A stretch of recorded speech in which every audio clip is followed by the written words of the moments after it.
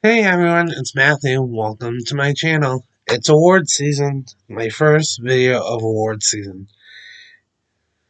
Now this one expects to be crazy and all over the place, more than last year. Because this year we're only talking about movies from March to the end of the year. So, and then, because everything's like, this year's like smushed together. Because last year was so spread out, this year's it's gonna be crazy, it's gonna be out of control. And speaking of crazy, after months of controversy, policy change, and new members, the Golden Globes is expected to happen this year. Yeah, the bedbugs of award season is back in full swing. No one knows what to expect from these award shows. No one knows the studios are going to submit. Some are, some aren't. Which means things might be even crazier. Yay! Now, the Oscars, I know little bit about, but I feel like the Golden Globes I understand more, if that makes sense. Basically, I understand the mind of 94 journalists. Take that as you will. But yeah, so I predicted these as if all the studios are submitted. Again, we don't know which studios submitted, which aren't. We're not sure how it's going to work, etc. So yeah, these are probably going to be even more chaotic, but welcome to award season. The fun never ends. We're gonna start with anime feature and then work our way up to best picture. Best animated film, I have Enchantico, Flea, Luca, The Mitchells versus the Machines, Sing 2. I expect those five. There might be a unexpected one, like an international one. I'm not sure which international anime movie will be there yet. And Luca, I'm guessing will be eligible. We still don't know if they're going to be eligible at the Oscars yet, Luca, because it was directly a Disney Plus release. So yeah, I'm not sure what's going to happen with that one. And obviously, Sing 2 won't be nominated at the Oscars, but the Golden Globes could care two shits less. Alright, on to international film. Flea, A Hero, Parallel Mothers, Titan, The Worst Person in the World. Parallel Mothers will not be eligible at the Oscars for Best International Film, but I expect to hear they usually go against what the country submitted. And the other four you'll definitely see at the Oscars for sure. Especially Flea. Expect Flea at the Oscars to be animated, international feature, and documentary nominated. Yes, it's all three put together. It's fantastic. I could not recommend it more enough. Now, best song. Song. Now, we all know No Time to Die is going to win. Bond film has won twice already in a row, so nothing else is going to really matter. But I have a song for Koala. We don't know if there's any music in Don't Look Up, but considering Ariana Grande and Kid Cudi is in the movie, I expect the song. If that's true, expect that to be nominated. Enchantico, Lin-Manuel Miranda, King Richard, Beyonce, and No Time to Die, of course, Billie Eilish.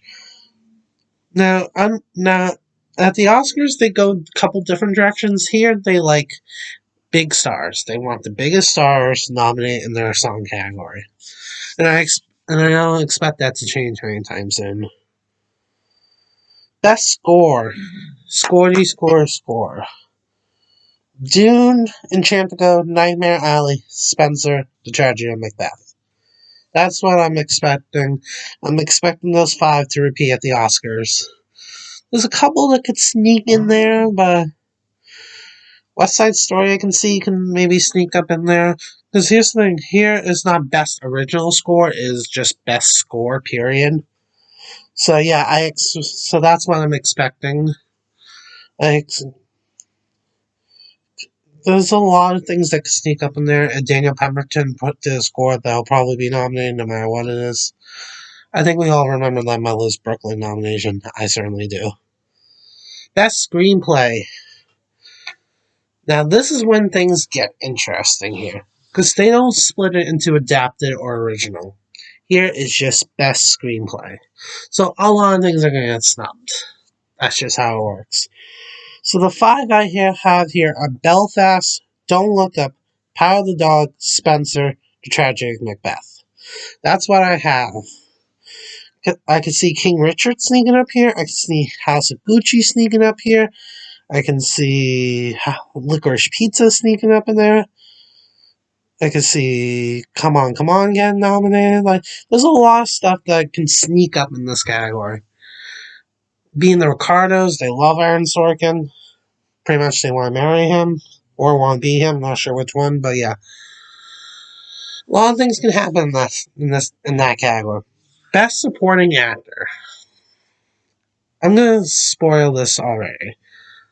The supporting categories are empty. They're dead. Supporting, no one knows what the hell's gonna happen in this category. And I still don't know what's gonna happen in this category. Especially with supporting actors. Supporting actress at least has a little more clarity. Supporting actor, God knows what's gonna happen here. But my 5 here, I have William Dafoe for Nightmare Alley, Jamie Dornan for Belfast, Idris Elba for Harder They Fall, Jared Leto for House of Gucci, and Cody Smith-McPhee for Power of the Dog. I guess that's right. Supporting actor, no one knows what's going to happen in this category. And I still don't know.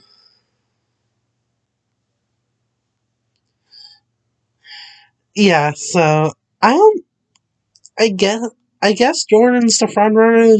Jordan seems like the only one people are confident getting nominated. But I don't know.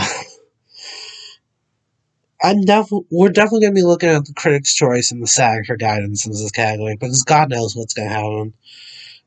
And supporting actor and actress at the Globe aren't always the most reliable category. Aaron Taylor Johnson for Nocturnal Animals, Jodie Foster for The Mauritanian. Just last year, they did Jodie Foster. She wasn't even nominated for the Oscar, so this category the supporting categories will be no use to us. Speaking of supporting actress. I have Katrina Ball for Belfast, Ann Dowd for Mass, Anjanou Ellis for King Richard, Ruth Negga for Passing, and Meryl Streep for Don't Look Up.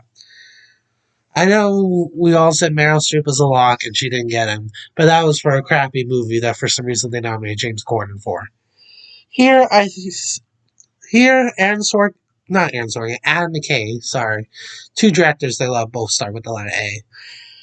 They get their actors in every year. So I think Streep could feel more confident in here than she did last year. So yeah. So I expect McKay to get Streep in there. Ruth Negga seems like the front runner just because, again, that's the only people I see are for sure going to get nominated. Anjanou Ellis is getting a lot of buzz, being able to be next to Will Smith, who gives a tour de force performance in King Richard. And Down for Mass. Again, she's campaigning, but let's be honest here, that movie is going down, down, down. Not the fault of the movie, the fault of the studio. If the studio, if Mass isn't rescued by the Globes or the Critics' Choice, or both, they're done. This is Mass's last chance, and it needs it. Didn't perform at any of the fall festivals. It barely made a squeak at the box office. It needs Globes and Critics' Choice. It needs it. Alright, Best Director. Probably the most interesting category. Director, again, like the supporting categories, nomination-wise, they go in their own planet. They go somewhere else. They go outer space. They go have drinks. Whatever. So I have 2 people here that have 0 chance at the Oscars. Lin-Manuel Miranda for Tick, Tick, Boom and Steven Spielberg for West Side Story. Those 2 have no chance at the Oscars. But here at the Globes, if they like someone, they don't give an F. They nominated Ridley Scott for All the Money in the World. Enough said. They really just, if they like someone, here you go. Here's a nomination. Come to our award show. Please, we're begging. As for the 3 that I have here that I expect to go on the Oscars, Jane Campion for Power of the Dog, Pablo Larraín for Spencer, and Denis Villeneuve for Dune. Those 3 are safe. I think Denis is probably going to win here, even if he doesn't go on to the Oscar. Here at the Globes, they reward director to the most directed film. Not necessarily the best directed film, but the most directed. Which director had more hoops to go through in order to make their movie possible? And for sure, Denis Villeneuve had the most hoops to go through. That's for sure. Other people I can expect in there, Kenneth Branagh for Belfast, um, Ridley Scott for House of Gucci. I don't expect anything from The Last Duel. I think The Last Duel is done, at least here. Expect a couple technicals at the Oscars. Guillermo del Toro for Nightmare Alley. And yeah, and Joel Cohen for The Tragedy of Macbeth too is a possibility. I know people are thinking, why not Paul Thomas Anderson? They don't like him. They hate him. They've never given his movie more than 2 nominations here. They never nominate him for director, never nominate him for producer, never nominate him for writing here. They just don't like him, and I expect that trend to continue. So there's a reason why I don't have Licorice Pizza in a lot of my nominations. At the Oscars, yes, I have tons, but here I don't have it performing that well. I think I have it in one category. Yeah, one. But yeah, I know it's gonna be disappointing, but welcome to the world of the Golden Globes. Alright, Best Actor Musical or Comedy. This category is competitive, but I'm confident in 4 out of 5 here. The fifth one, you'll see what I mean. But I have Leonardo DiCaprio for Don't Look Up, Peter Dinklage for Cyrano, Andrew Garfield for Tick Tick Boom, Anthony Ramos for West Side Story. And yes, yes, yes. I took out Max Hardwood from Everybody's Talking About Jamie, and I threw in Ben Platt from Dear Evan Hansen. I know what people think about this movie. Some love it, some hate it, but the Globes are going to eat this stuff up for breakfast. It's possible Dear Evan Hansen could get a musical comedy nomination. It is very possible. I'm not predicting it, but I wouldn't call it outside of the craziness. Um, Other people can get in. Obviously, I just mentioned Max Hardwood for Everybody's Talking About Jamie. I also think that Adam Driver for House of Gucci. Apparently, House of Gucci is a dark comedy, kind of like The Wolf of Wall Street, which was comedy here. So that's why I'm putting. You'll see in 2 seconds, but that's why I put Lady Gaga in my comedy musical actress. But yeah, House of Gucci can either do really good or really bad. I just don't know which one yet. Here, I expect good. Oscars, I still don't know. Best Actress Musical Comedy. This one was kind of hard to fill because after Lady Gaga for House of Gucci, Jennifer Lawrence for Don't Look Up, and Rachel Zegler for West Side Story, I really had to think of who, but I went with Haley Bennett for Cyrano and Alana Haim for Licorice Pizza. That's the only nomination I have for Licorice Pizza, by the way. I know, but again, they just don't love Paul Thomas Anderson. I know it's sad and ridiculous, but I don't make up the rules here. Um, I think the only other person I could see possibly getting Best Actress Musical Comedy is either Emma Stone for Cruella, or if they fraud her to musical comedy, Jessica Chastain for The Eyes of Tammy Faye. There's enough there's enough comedy for her to be fraud into comedy musical. It's not a comedy, but there's enough there to fraud her to that category, if that makes sense. If they really want to say, hey, we want to reward Stewart and we want to reward Chastain, that's probably the best way to do it. But yeah, this category is kind of weird. I feel like after comedy musical is way stronger, but we'll see what happens. Best Actor Drama. Here's the good one. I have 5 here. I expect 3 to repeat at the Oscars. But I'm really happy with this category. This category is probably the one I'm most confident in out of all of them. Bradley Cooper, Nightmare Alley. Benedict Cumberbatch, The Power of the Dog. Joaquin Phoenix, Come On, Come On. Will Smith, King Richard. Denzel Washington, The Tragedy of Macbeth. Done. I think those 5 are strong. I expect Cooper and Phoenix to be taken out for Dinklage and Garfield at the Oscars. But I think but I think those five are pretty safe for a drama nomination. Best Actress Drama. Here comes the competitive category, because a lot of things can happen here. Jessica Chastain from The Eyes of Tammy Faye, Olivia Colman, The Lost Daughter, Nicole Kidman being The Ricardos, Frances McDormand, The Tragedy of Macbeth, Kristen Stewart, Spencer. We still don't know if McDormand's going to go in lead or supporting. I think it can go either way. I have her in lead just for now, but she can easily go into supporting. Jessica Chastain, as I mentioned, could be front comedy musical. That could make room for Sandra Bullock, Halle Berry. Like, there's a lot of people that could sneak in there. But yeah, but I think this category is going to be interesting. I think Stewart still has it in the bag. We'll see. I'm Jodie Comer from The Last Duel, and Penelope Cruz for Parallel Mothers can also sneak in here. There's a lot of things that can happen in this category. This one's going to be a fun one to watch. Now we're down to our last two Best Picture categories. Best Picture Musical and Comedy. Don't Look Up, House of Gucci, In the Heights, Tick Tick Boom, West Side Story. Things that can sneak up in here. Dear Evan Hansen is definitely one to watch out for. Siriano is another. Licorice Pizza, if they really wanted to. Again, I don't think so, but what's interesting about this category is I know this is the year of the musical. I've seen people put in 4 musicals. I've seen one person done nothing but 5 musicals. I don't think that's going to happen. And I'll explain why.